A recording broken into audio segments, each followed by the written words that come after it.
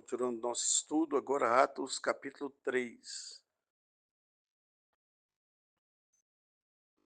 E Pedro e João subiram junto ao templo à hora da oração, a nona. E era trazido um homem que desde o ventre de sua mãe era coxo, o qual todos os dias punham à porta do templo, chamada Formosa, para pedir esmolas aos que entravam no templo. O qual, vendo a Pedro e a João, que iam entrando no templo, pediam que lhe dessem uma esmola. E Pedro, com João, fitando os olhos nele, disse: Olha para nós. E olhou para eles, esperando receber deles alguma coisa.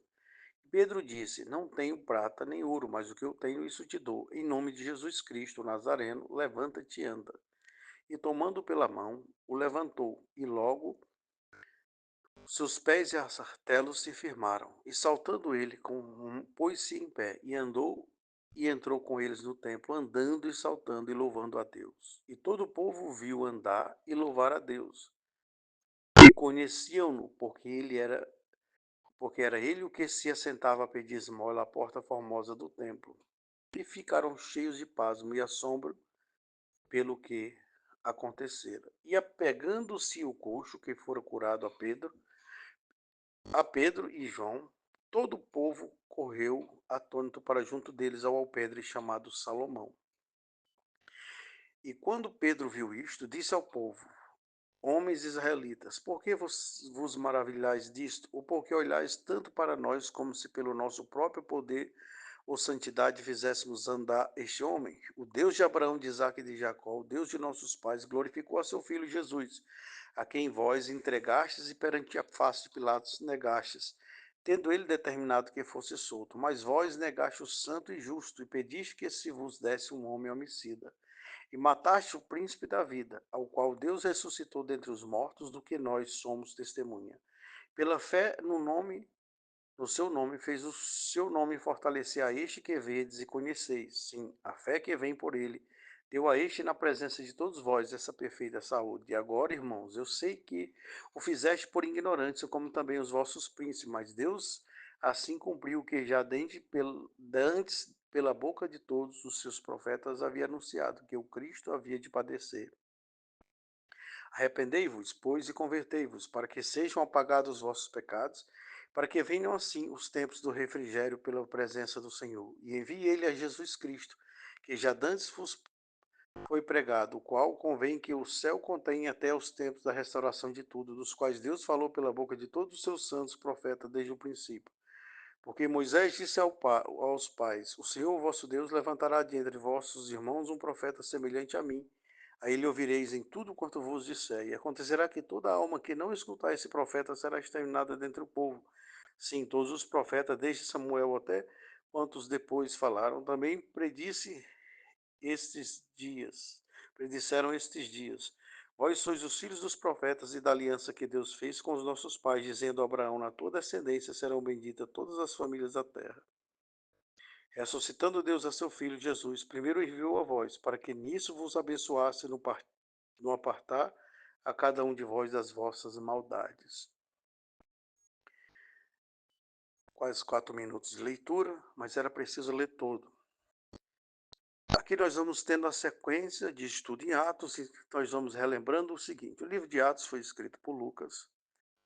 Lucas, que já tinha escrevido o Evangelho segundo Lucas, que era médico, era metódico, um homem que tinha um grande conhecimento.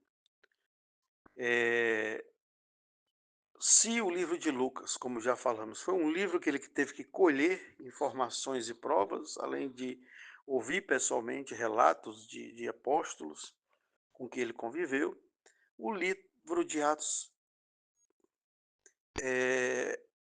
por pontos que ele escreve em primeira pessoa, a gente sabe que ele estava presente, ele participou, ele acompanhava ali os discípulos.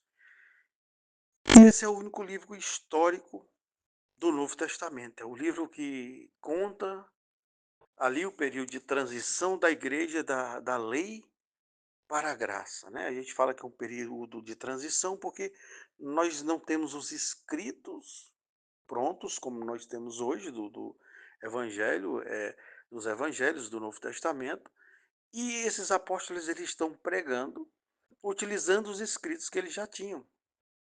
Aqui nós vamos ver menções a livros que é muito questionado, como o livro de Enoque, no Novo Testamento, né, não exatamente em Atos aqui que eu estou falando, mas nós vamos ver que eles se usavam do conhecimento judaico do Velho Testamento para pregar o Evangelho. E à medida que eles vão esclarecendo a respeito de Cristo, usando o Velho Testamento, vai sendo criado o Novo. O Novo Testamento, na verdade, é algo saído do Velho.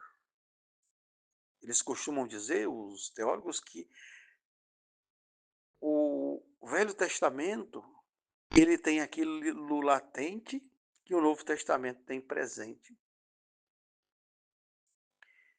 É como se Cristo tivesse num casulo do Velho Testamento e agora ele está revelado. Claro que tem revelações, a gente está falando de muitas profecias vindouras a respeito do futuro, escatológica. E Lucas faz esse registro que ele é muito importante para a gente compreender uma série de acontecimentos. E aqui nós estamos num dos acontecimentos mais importantes do cristianismo, que é o nascimento da igreja cristã a partir da igreja judaica, da igreja de Israel. E esse nascimento faz com que esse cristianismo ele se dá fundamentado no judaísmo, quando falamos de escritos, e vai se distanciando lentamente algumas coisas dos rituais judaicos, né? Porque nós vemos que os convertidos judeus, eles mantinham certos rituais, e os convertidos gentios, um povo considerado bárbaro, povo do Império Romano, se desprendem desses rituais. Mas esse período é um período de transição, e por isso ele é importante, como registro histórico. E Pedro e João subiam junto ao templo à hora da oração, a hora nona. Os judeus eles tinham 3 orações durante o dia. Essa hora nona, ela equivale aproximadamente a 3 horas da tarde. A gente chama de 15 horas também, né? Levando em consideração que o dia para os judeus começa às 6 da manhã e encerra às 6 da tarde. A noite começa às 6 da tarde e encerra às 6 da manhã. Então, às 3 da tarde, eles vão subir ao templo para oração. Aqui é importante observar porque não existiam igrejas ainda construídas, se a gente pode chamar o cenáculo ali, o local onde eles se reuniam em secreto de igreja, foi basicamente a primeira igreja ali, mas eles se utilizavam das sinagogas para pregar o evangelho. Então eles começaram evangelizando os próprios irmãos, os próprios judeus. E aqui abre um leque de pergunta, porque hoje existem movimentos que dizem, não, a igreja primitiva não tinha igreja, pregava nas ruas. Não. A igreja primitiva pregava nas ruas, mas pregava nos templos que já existiam. Em cada cidade existe uma igreja judaica, chamada sinagogas. Então, era nesses locais que eles começam a pregar o evangelho e eles tinham pontos de reunião, né? Lembra que a igreja ela foi perseguida pelo judaísmo, ela foi perseguida, de certa forma, ali pelo Império Romano, e seria uma falta de inteligência alugar um ponto ou construir uma igreja física, sendo que nós temos ali o quê?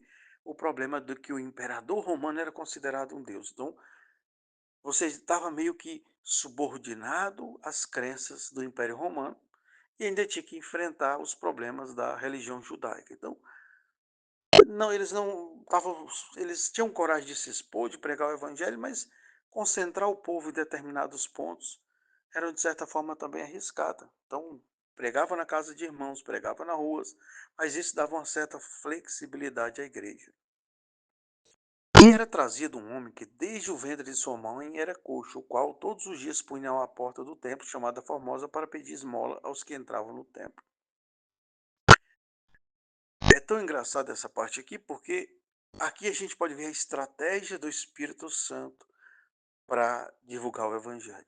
Esse homem, ele era coxo, ele tinha um problema ali na perna desde a sua infância, desde que nasceu, ou seja, e ele estava numa porta do templo chamada Formosa, era uma das portas mais famosas, se não me engano, a mais famosa do templo, onde entrava a maioria dali das pessoas e num momento de oração. Então esse homem ele estava posicionado pelo Espírito Santo estrategicamente. Agora imagine que esse homem estava há muitos anos ali. Esse homem estava 10, 15, 20 anos ali e ele era conhecido. E esse milagre ele vai se dar de uma forma interessante, porque se dá o milagre eh, com um homem conhecido, num horário onde tinha muitos religiosos que participavam ali, se não me engano, esse horário também era o horário de um dos sacrifícios. Então você imagine que ali ele pega, vamos dizer, nata religiosa para impactar. Agora veja, esse homem está há muitos anos ali atraindo atenção para ele, pedindo esmola para ele. Então ele era conhecido. Quando o milagre se dá nele, causa um boom, porque não tem como duvidar do milagre assim. Então, quando a igreja ela sai cheia do Espírito Santo para pregar, Deus já tem suas estratégias. Conheço um homem que Deus revelou a ele que ele tinha que montar uma igreja, e ele foi montar a igreja num local improvável, muito pequeno local, e ele começou a vender salgado para montar a igreja, e nesse local que ele morava tinha uma moça doente, há muitos anos trancada dentro de um quarto, porque tinha problemas mentais gravíssimos. Ela tinha que ficar trancada, amarrada ali, porque ela era agressiva. E Deus usa ele para orar por essa moça é liberta, passa a congregar, e essa moça que há muitos anos estava nesse local se torna a estratégia do Espírito Santo, porque quem não vai numa igreja dessa? Onde um milagre como esse, com alguém conhecido, se torna notório. E aqui está o Espírito Santo com sua estratégia. Quando você sair para pregar o Evangelho, saiba, Deus já tem estratégias preparadas para você. Se você foi chamado por Deus para ir missões em um país, para ir missão em uma cidade, para ir missão em uma rua, para ir missão onde você mora, no seu trabalho, no seu grupo de WhatsApp, saiba que Deus tem uma estratégia para você. Hoje essa palavra está sendo pregada aqui nesse grupo, mas hoje Deus tem uma estratégia nesse grupo. Tem alguém que a mensagem vai tocar profundamente, e essa pessoa vai compartilhar para outra, que vai compartilhar para outra, que vai compartilhar para outra, porque essa é a estratégia do Espírito Santo de Deus antecipada. Quando esse homem nasce, ele nasce com um problema, só que esse problema, que para ele era um problema, era a estratégia do Espírito Santo. Aí você diz, e por que Deus faz ele sofrer só para usar ele? É porque para Deus, essa vida na Terra é apenas uma passagem curtinha de uma eternidade. É como se você fosse passar um minuto em dificuldade para ficar 100 anos na prosperidade e na bênção. E Pedro, ele viu a Pedro, no verso 3, que ia entrando no templo e pediu que lhe desse uma esmola. E Pedro, com os olhos fitados nele, disse para ele, ele esperando receber alguma coisa, Pedro disse, não, eu não tenho nem prata nem ouro, mas o que eu tenho te dou, em nome de Jesus Cristo Nazareno, levanta-te e anda. Tomando pela mão direita, levantou e logo seus pés e artelos se firmaram. E saltando ele, pôs-se em pé e andou e entrou com ele no templo, andando e saltando e louvando a Deus. Agora imagine o impacto que isso não foi, porque todos conheciam ele, olhava para a perna dele, com certeza já todas as pessoas que estavam ali no templo, em volta do templo, emitiam esse comentário a respeito dele. Aqui esse acontecimento está se dando poucos dias depois do Pentecoste, então ainda tinha muita gente na cidade. Se essa cidade ela estava com uma média de 30, 60 mil pessoas, morava ali, e acreditam que ela chegava a 200 mil, 250 mil pessoas no período de festa, vamos dizer que metade, 100 mil, 100 mil, 125 mil pessoas ainda estavam na região ali. Aproveitaram para ir para a festa, para visitar os parentes. E agora vê esse homem, que ele era conhecido de anos. E essas pessoas geralmente são marcantes. Você sempre lembra de um pedinte que está no rodoviário, de um pedinte que estava numa cidade. Eu lembro quando eu era criança, um moço veio para o local que eu morava e ele ficou no local, assim, num quiosque, e ele deitou ali, ficou dormindo ali, e aquilo chamou a atenção da gente. Ele tinha uma perna machucada e nós ia lá e dávamos comida para ele. E ele contava histórias para a gente, e reunia um monte de criança, e eu nunca esqueci disso. Geralmente essas coisas chamam muita atenção, e essas pessoas lembravam dele. Talvez pessoas iam lá e diziam: "Ó, vamos para o templo e nós vamos ver aquele pedinte", já ele estava na porta mais famosa, e por estar na porta mais famosa já tinha lá sua clientela de pessoas que o ajudavam financeiramente. Agora esse homem que tinha problemas na perna está saltando e louvando a Deus. E todo o povo viu andar e louvar a Deus. Verso 10: "E conheciam-no, pois era ele o que se assentava a pedir esmola à porta formosa do templo, e ficava cheios de pasmo, de assombro pelo que lhe acontecera."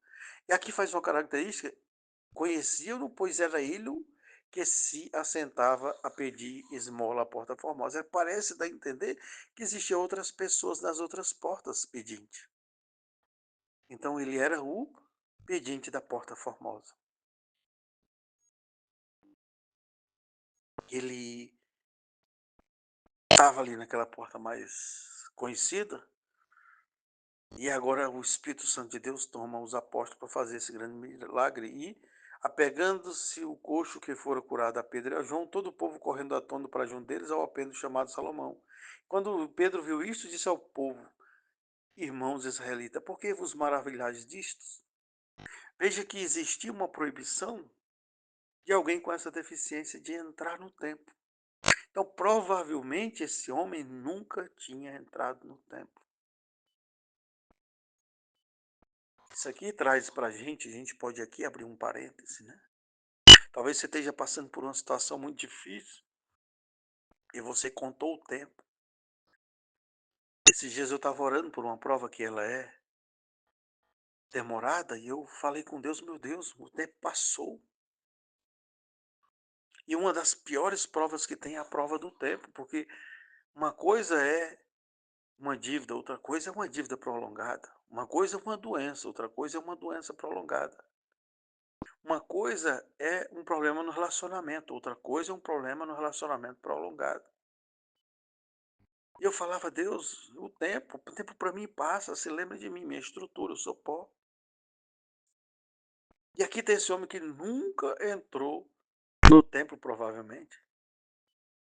E talvez sua vida financeira nunca entrou no eixo, sua vida espiritual nunca entrou no eixo, você nunca conseguiu ser fiel a Deus. E quando eu digo fiel a Deus, não é que você vai sempre ser fiel a Deus, você vai ter momentos de fraqueza, mas tem que ter os pontos altos, você tem que ser mais do bem do que do mal. Talvez você nunca conseguiu ter uma vida financeira estável, talvez você nunca conseguiu ter uma vida sentimental abençoada. Talvez tenha uma área da sua vida que nunca deu certo, mas existe esperança. Esperança porque você está na porta certa. Porque pela sua porta passa a palavra de Deus, passa o homem de Deus, e hoje chega essa palavra na sua vida, para pegar na sua mão, pegar na história da sua vida, na sua história emocional, na sua vida financeira que está coxa, na sua vida sentimental que está coxa, na sua vida espiritual que está coxa, na sua vida familiar e social que está coxa, na sua vida sexual que está coxa, na sua vida que está em desespero, na sua vida física e psicológica, na sua saúde que está coxa, pegar na sua mão coxa, na sua vida coxa, e dizer: "Levanta e anda." Hoje essa palavra te manda andar. Hoje essa palavra te manda ir em frente. Hoje essa palavra te manda ter ânimo, tem ânimo, porque hoje essa palavra te fará andar e saltar de alegria. Verso 12: "Quando Pedro viu isso, disse ao povo: Homens israelita, por que vos maravilhais disto? Ou porque olhais tanto para nós, como se pelos nossos próprios poder ou santidade fizéssemos andar este homem? O Deus de Abraão, de Isaque e de Jacó, o Deus de nossos pais, glorificou a seu filho, a quem vós entregaste perante a face de Pilatos, negaste, tendo ele determinado que fosse solto." Nesse verso 13, nós vamos ver uma das grandes características de alguém cheio do Espírito Santo. Alguém cheio do Espírito Santo confronta o pecado humano alheio. A sabedoria de Deus é uma coisa grande, claro que você tem que saber chegar nas coisas. Mas o verdadeiro Homem cheio do Espírito Santo de Deus, ele confronta o pecado. E aqui ele está lançando ao rosto desses homens o pecado dele. Veja que aqui é um caso tenso, porque é possível que eles sejam ameaçados. É possível que eles sejam mortos. Jesus foi morto por essas mesmas pessoas que estão aqui. Lembre que aqui tem mais ou menos 3 meses aproximadamente que Jesus subiu ao céu. Jesus morreu e subiu ao céu. 3, 4 meses aproximadamente. Então, as pessoas estavam ali, aquelas que mataram Jesus, aquelas que fizeram parte da condenação de Jesus. Mas eles tiveram coragem. E verso 15 diz: e mataste. Mas vós negaste o santo e o justo, 14, e pediste que vos desse um homem homicida, e mataste o príncipe da vida, ao qual Deus ressuscitou dentre os mortos, do que nós somos testemunha. E pela fé no seu nome fez o seu nome fortalecer a este que vedes e conheceis, sim, a fé que vem por ele, deu a este na presença de todos vós essa perfeita saúde. E agora, irmãos, eu sei que o fizeste por ignorância, como também os vossos príncipes, mas Deus assim cumpriu o que já dantes pela boca de todos os seus profetas havia anunciado, que o Cristo havia de padecer. Aqui ele está trazendo à tona, como falamos, o Velho Testamento, que a gente chama de Velho Testamento. Os escritos antigos, ele está esclarecendo pelo poder do Espírito Santo.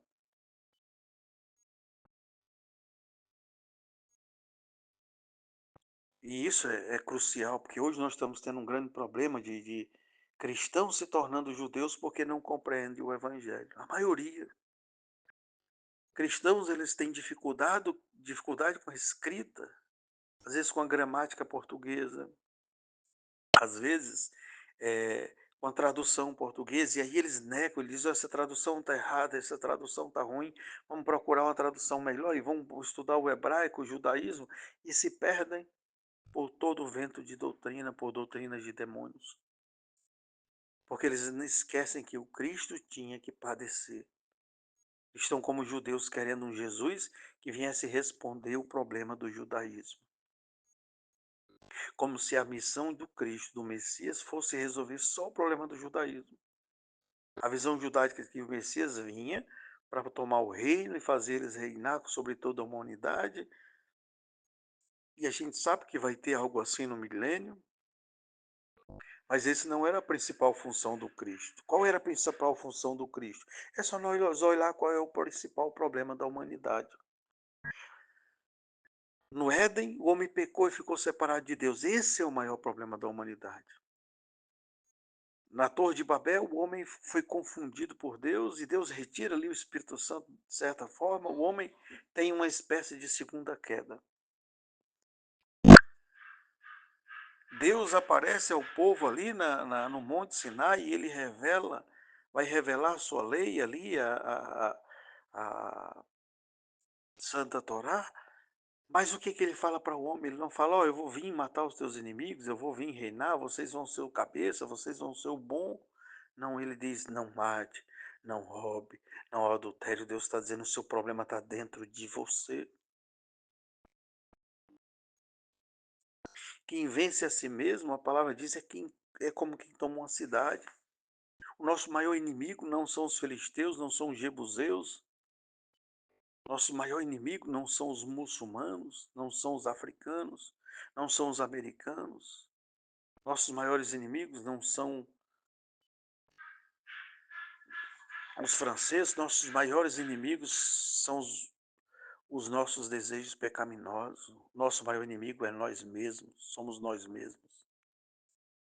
Então Jesus veio para resolver o problema, o Messias tinha que vir para resolver o problema do homem e o seu pecado, reconciliar o homem com Deus. As outras coisas, as outras promessas, elas vão acontecer a seu tempo, mas elas são secundárias. Mas os judeus não, os judeus imaginaram que o Messias vinha para resolver só o problema deles. É aí que o homem se perde. Por isso que ainda estão esperando o Messias, e o Messias vai vir. E o Messias vai reinar. E as promessas feitas aos ancestrais vão se cumprir, porque eles vão estar ressuscitados. E agora eles vão participar ali, daquele milênio, e coisas que foram prometidas a Abraão, que não se cumpriram, vão se cumprir ainda. Mas esse não era o principal objetivo.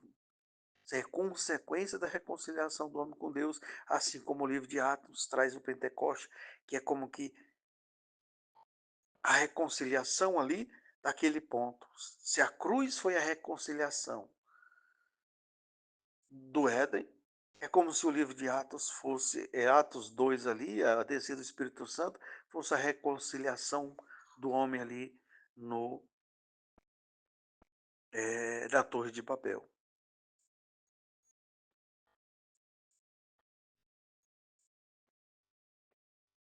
No verso 19 diz: arrependei-vos, pois, e convertei-vos, para que sejam apagados os vossos pecados e para que venham assim um tempo de refrigério pela presença do Senhor. E envie ele a Jesus Cristo, que já antes vos foi pregado, qual convém que o céu contém até que aos tempos da restauração de tudo, dos quais Deus falou pela boca de todos os seus santos profetas desde o princípio.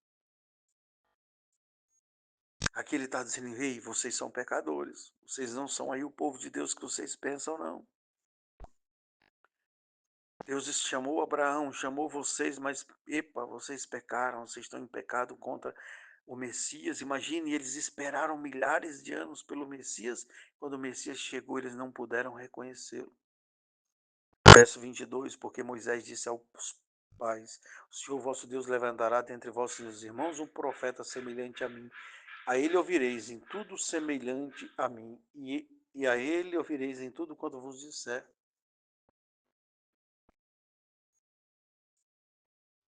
Um profeta semelhante a Moisés. Poder, a autoridade de Cristo. Qual era a autoridade de Moisés? Levar o homem para a terra prometida, fazer milagres, tirar o homem do poderio de Faraó, e Jesus tira o homem do poderio de Satanás. Passar o homem pelas águas, fazer o homem nascer da água e do Espírito. E acontecerá que toda alma que não escutar esse profeta será exterminada dentre o povo, verso 23. Sim, todos os profetas desde Samuel até todos quantos depois falaram também predisseram estes dias. Está dizendo, todo mundo falou a respeito do que está acontecendo agora em Israel. Pois sois os filhos dos profetas e das alianças que Deus fez com os nossos pais, dizendo a Abraão: a tua descendência serão benditas todas as famílias da terra. Ressuscitando Deus ao seu Filho Jesus, primeiro enviou a vós, para que nisso vos abençoasse no apartar cada um de vós das vossas maldades. Onde tem o Evangelho de Deus tem confronto de pecado. Onde tem o Evangelho de Deus tem conversão. Então aqui você vê Deus se utilizando de um acontecimento para evangelizar os judeus. Eu gosto de fazer essa análise porque esse processo de instalação do cristianismo foi um processo muito bonito e bem preparado.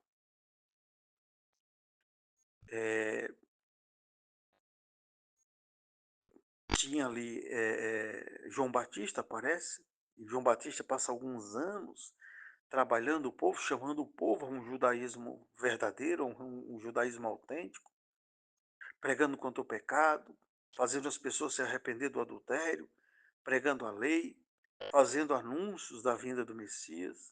Aí chega Jesus. Jesus vive ali em Israel, 33 anos, passa 3 anos no seu ministério. E esses 3 anos ele faz muito milagre, ele converte muita gente, né? A boa parte, claro, que era parcial, eram pessoas que não estavam aderidas. Quando Jesus morre ali, sobe ao céu, depois ressuscita, sobe ao céu, a gente só vê 120 que estavam focados, mas tinha, claro, muito mais ali. Então, é feito um alarme no reino. Você vê primeiro João Batista, depois Jesus, e agora chegam os apóstolos com o Espírito Santo. Agora o poder tremendo de as conversões em massa, 3.000, 5.000. O acréscimo era muito grande. Veja que ali em Israel isso começou a se espalhar. Quando Jesus expulsa cura aquele endemoniado gadareno, expulsa os demônios dele, ele sai anunciando o evangelho. Você vê ali, começa um evangelismo no meio dos gentios. Quando tem um Pentecoste, essas coisas explodem, acontecimentos por cima de acontecimento, e essas coisas em cadeia. O Espírito Santo ele tem sua estratégia. Quando ele te envia para uma cidade, ele já antes enviou suas estratégias. Tem o doente que vai ser curado, tem o empresário que vai prosperar, Tem o casamento que vai ser restaurado. Isso vai minando o campo do inimigo naquela área. Cada uma dessas pessoas são escolhidas antecipadamente por Deus, para que o evangelho que Deus vai levar através de você cumpra o seu propósito. É o marketing de Deus, é a equipe missionária de Deus. Deus não manda um missionário sem uma equipe de anjos, sem a força do seu Espírito Santo. Fique tranquilo no seu propósito. Isso serve para a nossa vida pessoal. Mudou de cidade, vai abrir uma empresa, vai abrir um negócio, vai fazer alguma coisa. Deus tem sua estratégia. Já tem as pessoas na porta principal, já tem as pessoas certas que Deus vai se utilizar. Basta você estar debaixo do propósito de Deus. Receba a palavra e compartilhe. No nome de Jesus, amém e amém.